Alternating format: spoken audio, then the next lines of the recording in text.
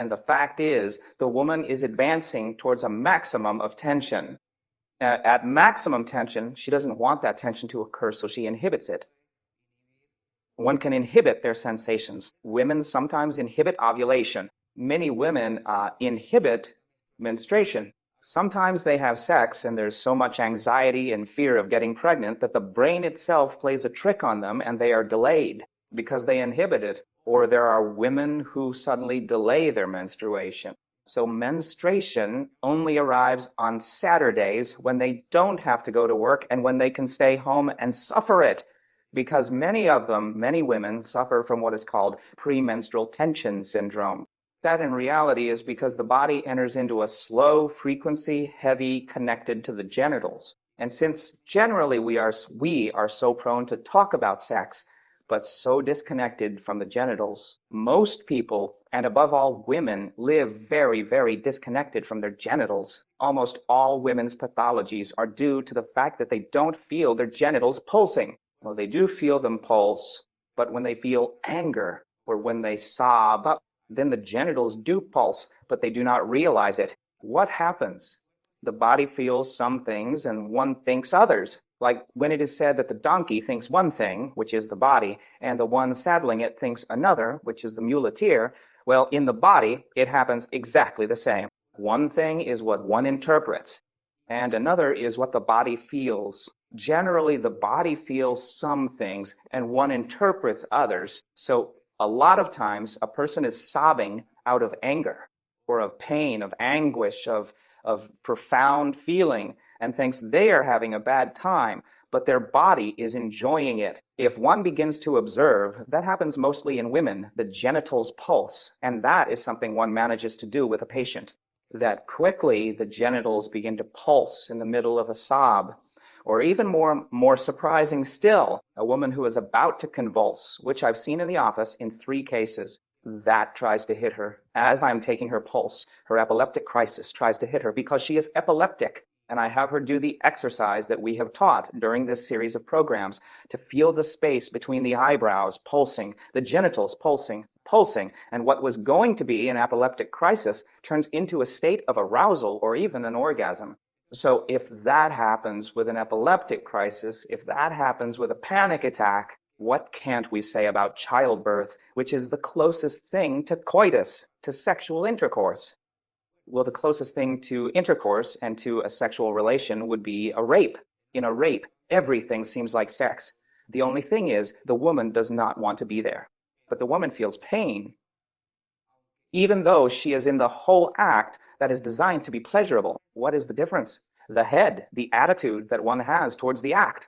In childbirth, it's exactly the same. The movements are not from outside in, but from inside out. They are expulsive. But the same circuits of panting, of deep breathing connect. The woman sweats on her face, gets hot, her forehead sweats, she sweats on the nape. You can almost realize how aroused she is during childbirth because her nostrils flare, because she hyperventilates, because she wants to scream, because she clenches her fists and wants to bite and breaks the pencil or tears the pages even. But all of that, if one looks at it unassumingly in the language of the body, is pure arousal. It was very easy to realize, and nobody until now had realized it. I managed to see it unexpectedly through my different bioenergetic view of illness, and I started to write them down.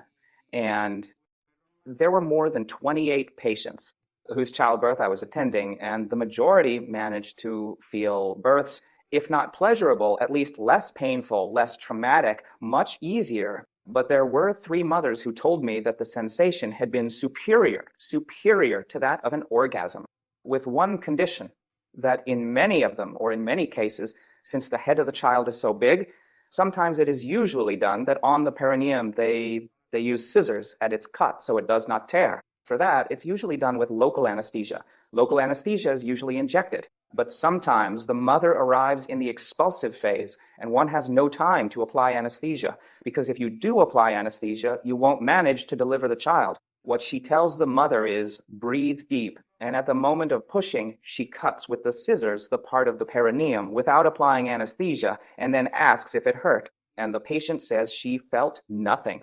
So that happens because through the whole process of arousal, because it is a 24-hour process of arousal. Labor is a process of gradually arousing the mother's body with each contraction. With each contraction, the body heats up, gets aroused, increases in frequency, like in sexual arousal, until reaching the orgasm, which in this case is not an orgasm of ejaculation, but what comes out expelled is the fetus. So if you look at that, if you look at the neurological pathways even, if you look at the neurotransmitters, oxytocin is associated with orgasm. Oxytocin is associated with the contraction of the nipples. Oxytocin, which is the hormone that induces, that they give to women in labor to induce when they put the little IV, is the same hormone that is released, and the substance that is released during orgasm.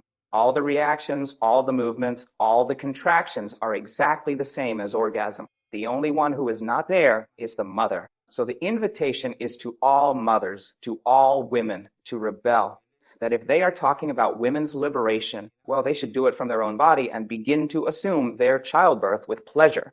Because childbirth is a matter of a revolution in the mind to say, I can enjoy it.